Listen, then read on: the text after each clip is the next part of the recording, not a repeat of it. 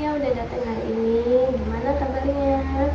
eh ya gitu kak, lagi banyak pikiran aja. Hmm, iya sih, kelihatan agak capek ya kamu.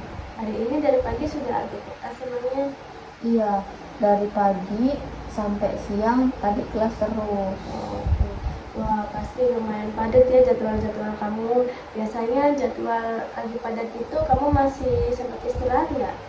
Kadang sih sempet, tapi seringnya nggak juga. Oh, iya iya. Kadang kalau sudah banyak tugas juga istirahat jadi keskip ya. Tapi makasih ya kamu sudah menyempatkan waktu untuk datang ketemu ibu sekarang. Iya. Di sini kamu santai aja ya, kita ngobrol seperti biasa aja. Apapun yang kamu ceritakan, ibu akan dengerin. Iya. Akhir-akhir ini hal apa sih yang emang sering membuat kamu kepikiran?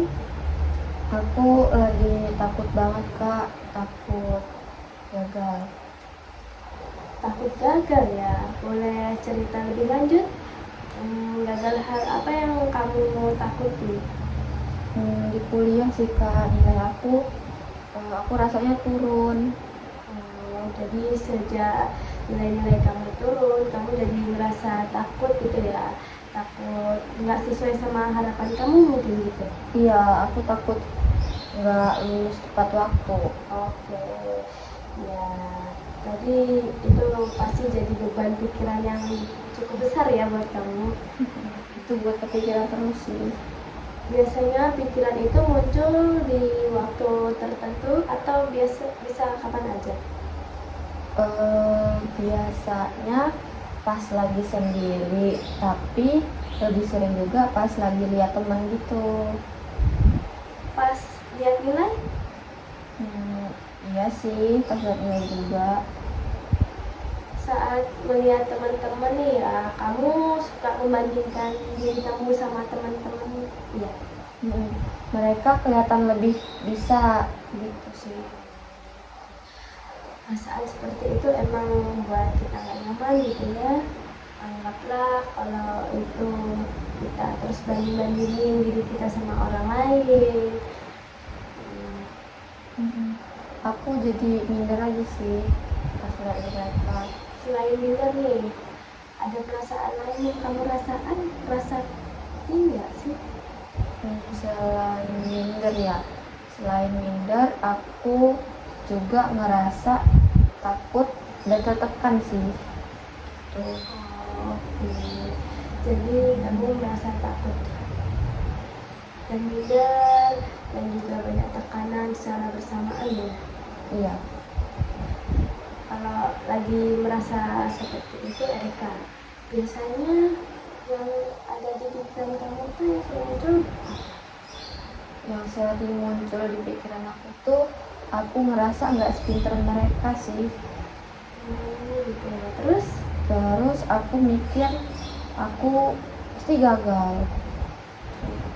Jadi muncul pikiran kamu tuh kamu kurang mampu dan takut untuk gagal gitu ya Erika. Iya. Kedengarannya itu cukup berat ya Erika, karena pikiran itu terus menerus berulang-ulang gitu. Capek banget rasanya. Kalau perasaan dan pikiran itu muncul biasanya berdampak ke apa Erika? Berdampak aku jadi susah fokus belajar aja sih. Terus susah fokus belajar lalu? Kadang karena kurang fokus aku jadi nunda-nunda. Jadi rasa takut dan sering menunda-nunda itu bisa bikin rasa takut itu jadi sering kamu buat menunda-nunda gitu ya. Betul. Saat kamu menunda belajar nih, apa yang kamu rasain setelahnya? Malah makin ngerasa bersalah sih, terus makin takut juga. Jadi seperti ada lingkaran gitu ya, takut, menunda, merasa bersalah, jadi merasa takut lagi gitu, muter terus. Iya benar. Itu pasti buat kamu capek, melelahkan gitu ya, seperti terjebak di situasi yang berulang-ulang terus ya Erika. Ya. Ya. Sebelumnya kamu pernah mengalami kondisi seperti ini nggak?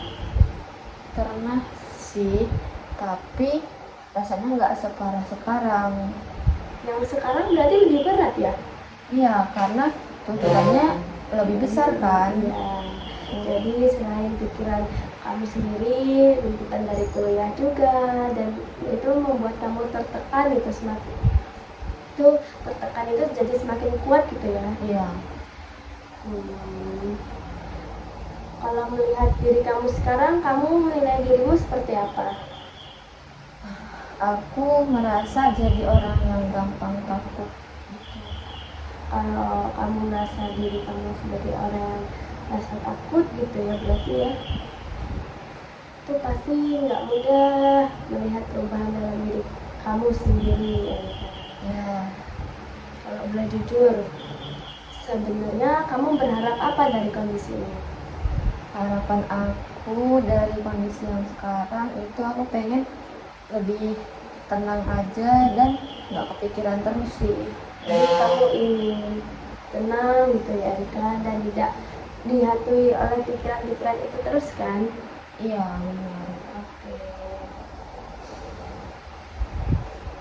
Dari cerita kamu hari ini, aku menangkapnya bahwa kamu sedang merasa takut gagal, mulai membandingkan diri kamu sama teman-teman, sama orang lain, merasa minder dan tertekan. Dan itu dampaknya fokus ke belajar kamu untuk saat ini berarti Erika. Iya kak, itu yang aku rasain sih. Terima kasih ya udah mau berbagi cerita selama ini. Itu bukan hal yang mudah buat kamu. Nah, kita bisa lanjutkan di pertemuan berikutnya ya Rika, untuk memahami lebih dalam tentang pikiran dan perasaan yang kamu alami. Iya, makasih ya. Sama-sama Erika, semoga ini bisa lebih lega juga buat kamu, buat pikiran yang udah kamu pendem selama ini. Terima kasih Erika, kamu jaga diri baik-baik ya. Iya. Ya, saya tutup sesi konseling ini. Terima kasih. Terima kasih juga.